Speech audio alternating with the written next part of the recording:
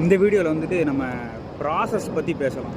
எப்படி வந்து ஷிப்புக்கு வர்றதுக்கு ஒரு ப்ராசஸ் பண்ணுறது அப்படின்னா, நம்ம எல்லோரும் எக்ஸ்பீரியன்ஸ்லாம் கெயின் பண்ணி முடிச்சதுக்கு அப்புறமேட்டு, ஸோ ஃபார் எக்ஸாம்பிள் ஒரு 2.5 இயர்ஸ் ஒர்க் பண்ணிட்டீங்க அப்படின்னா, அந்த வேலையை விட்டு ரிலீவ் ஆகிறதுக்கு முன்னாடியே இன்டர்வியூ ட்ரை பண்ணுங்கள்.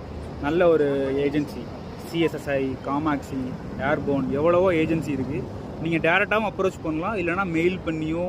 நிறைய கம்பெனிக்கு வாட்ஸ்அப்லாம் அப்போலாம் வந்துருச்சு. நீங்கள் எப்படினாலும் அப்ரோச் பண்ணலாம். அப்ரோச் பண்ணிவிட்டு வாக்கின் இன்டர்வியூ போங்க.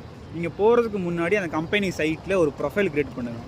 ப்ரொஃபைல் க்ரியேட் பண்ணிவிட்டு வாக்கின் இன்டர்வியூ போங்க. நீங்கள் வாக்கின் இன்டர்வியூ போகிறதுக்கு ஒரே தகுதி உங்கள் last month pay slip, experience letter, அந்த ப்ரெசன்ட் ஜாப்போட ஆஃபர் லெட்ரு, அதுக்கப்புறம் பார்த்தீங்கன்னா பாஸ்போர்ட்டு. இவ்வளோ இருந்தாலே போதும்.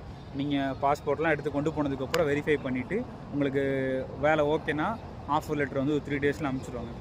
ஆஃபர் லெட்டர் அனுப்பிச்சோன்னு அவங்களே உங்களுக்கு ஃபாலோ பண்ணுவாங்க. நீங்கள் யார்ட்டையுமே ஃபோன் பண்ணி கேட்கணும் இல்லை, என்ன பண்ணுங்கிறது அவங்களே சொல்லி தருவாங்க. ஃபஸ்ட்டு ஸ்டெப்புன்னு பார்த்தீங்கன்னா கோர்ஸ் பண்ண சொல்லுவாங்க. STCW course. அது பண்ணுறதுக்கு 25 to 21 சென்னையில் பண்ணால், பாண்டிச்சேரியில் பண்ணால் ஒரு ரேட்டு, மும்பையில் பண்ணால் கொஞ்சம் காஸ்ட்லியாக இருக்கும். ஏன்னா நீங்கள் தங்கி பண்ணுற மாதிரி இருக்கும். சென்னையில் இருக்கவங்களுக்கு ஓகே, இல்லை வெளியே இருந்து வந்தால் ஃப்ரெண்ட் ரூமில் எங்கேயே தங்கிட்டு அந்த கோர்ஸை முடிச்சிருங்க.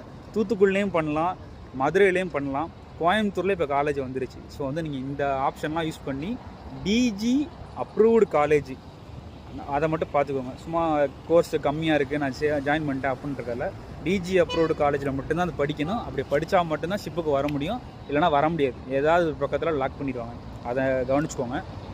அதை படித்து முடித்து அதில் ஒரு 6 to 5 எக்ஸாம் இருக்கும். டிபெண்ட் அப்பான் எந்த ஷிப்புக்கு போகிறீங்க, அந்த கம்பெனி போகிறீங்கன்னு பொறுத்து.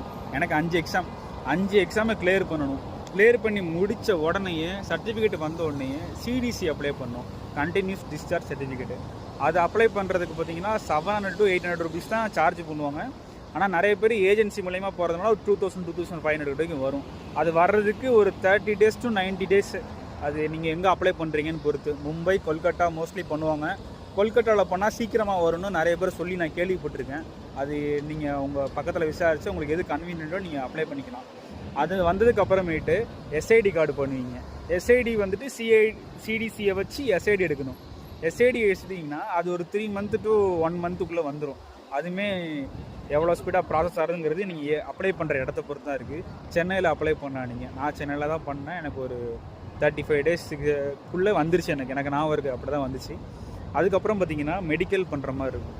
ஸோ நீங்கள் மெடிக்கல் பண்ணுவீங்க. மெடிக்கலில் வந்து எல்லா ஃபிட்னஸ், டென்டல்லேருந்து அது கேலினா ஒவ்வொரு இடத்துக்கும் ஒரு மாதிரி இருக்கும், காமனாக இருக்கும்.